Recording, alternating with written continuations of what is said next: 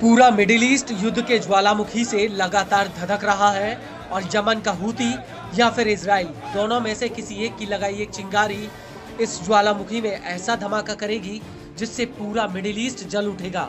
दरअसल गाजा हमले से शुरू हुई युद्ध की इस आग ने अब एक ज्वालामुखी का रूप ले लिया है। हूती और इजराइल के एक दूसरे पर हमले इस आग में घी डालने का काम कर रहे हैं।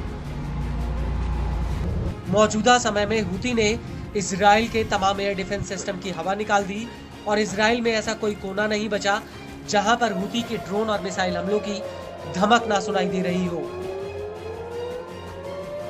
और इन हमलों को लेकर हूती के मुखिया सैयद अब्दुल मलिक अल हूती ने इजराइल को ललकारते हुए कहा कि यमन की हाइपरसोनिक मिसाइलों का इजराइल के ठिकानों पर गिरना एक बेहद ही अहम उपलब्धि है। हूती का कहना है कि यमन के सुपरसोनिक मिसाइल हमले जो दुश्मन के एयर डिफेंस सिस्टम में घुस चुके हैं एक महान और बेहद ही अहम उपलब्धि है और दुश्मन और अमेरिकियों को इस बात का पता है। इजरायली दुश्मन यमन से हो रहे हमलों की रफ्तार से हैरान है। वो इनके बारे में निराशा से बोल रहा है, जबकि दुश्मन यह दावा कर रहा था कि हालात उसके पक्ष में हैं। वहीं वो यमन से हमले जारी रहने से हैरान है। इजराइल हमारा सामना करने में सक्षम नहीं है। आपको बता दें कि हूती ने इसी बयान में लाल सागर में हमलों का जिक्र करते हुए कहा कि हूती के हमलों की वजह से इजराइल के कब्जे वाला ईलत बंदरगाह पूरी तरह से ठप हो गया।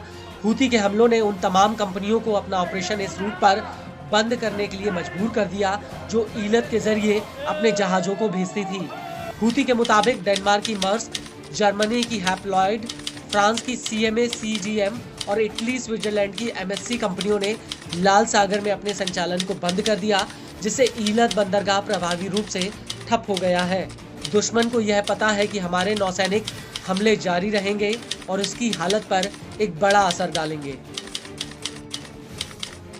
आपको बता दें कि हूती के मुखिया का कहना है कि हूती के तेल अवीव पर मिसाइल हमलों से उसकी आर्थिक हालत खराब हुई है। पिछले हफ्ते तेल अवीव पर बैलिस्टिक मिसाइल हमले की वजह से उसका वित्तीय बाजार और मुद्रा में गिरावट आई है।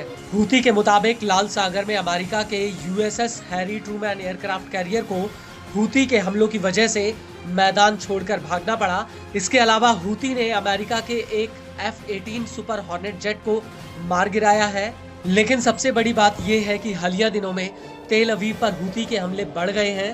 हूती ने 26 दिसंबर 2024 को तेल अवीव पर हाइपरसोनिक बैलिस्टिक मिसाइल फिलिस्तीन 2 फायर की थी, जिसकी वजह से करीब 16 लोग घायल हुए थे।